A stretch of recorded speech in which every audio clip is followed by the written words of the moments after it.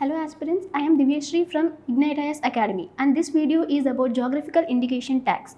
GI tags are defined as an indication used to identify the goods which have very special characteristics originating from a definite geographical territory. For example, the first good to be given the GI tag is Darjeeling tea, which is grown particularly in Darjeeling area of West Bengal and have very special characteristics than that of other tea types. And the validity of a one GI tag will be for up to 10 years and it can be renewed after the 10 years. GI tags are facilitated by the Geographical Indications of Goods Registration and Protection of Act of 1999, which seeks registration and protection of geographical indication relating to goods in India. So GI tags also have the importance in international level. It is governed and directed by the WTO Agreement on Trade Related Aspects of Intellectual Property Rights called TRIPS. Also, it was decided and stated in the Article 1, Subclause 2 and Article 10 of Paris Convention that protection of industrial property and geographical indication are elements of intellectual property. Why GI tags are so important?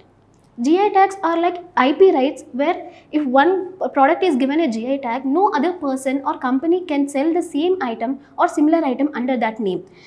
And as it is mentioned or as it is registered under a law, there will be a legal protection and prevention against the unauthorized use by others. And also it helps in promoting the export of that particular product as it highlights the specialty of that product. It promotes the exports of that product. It also provides comfort to customers about the authenticity of that particular product. As you can see in the picture here in the screen, the geographical indication tags show that the products are from one particular state. As we can see the Salem fabric of Tamil Nadu, Pochampalli Ikkat Andhra Pradesh and etc. And recently the Mithila Makhana was given the GI tag that is from Bihar. And this is briefly about GI tags, but the major part is how to prepare these GI tags topics for exam. So before preparing any topic for exam, we have to check the previous year's questions on that particular topic. As I mentioned in the screen here, the two previous year's questions, we have to understand how UPSC evolved in asking the questions, how the difficulty level is increased here. As we can see in the first question, India enacted the Geographical Indications of Goods Registration and Protection Act 1999 in order to comply with the obligations, and they have given the organizations' names. This was a very straightforward question which we can know only by reading the content. There is no need to understand or conceptualize or anything else. So here in this next question they have given which of the following has or have been accorded geographical indication status, and they have given the three options.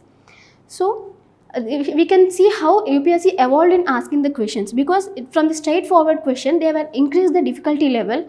So we have to check on ourselves whether we can remember all the names or whether we can't.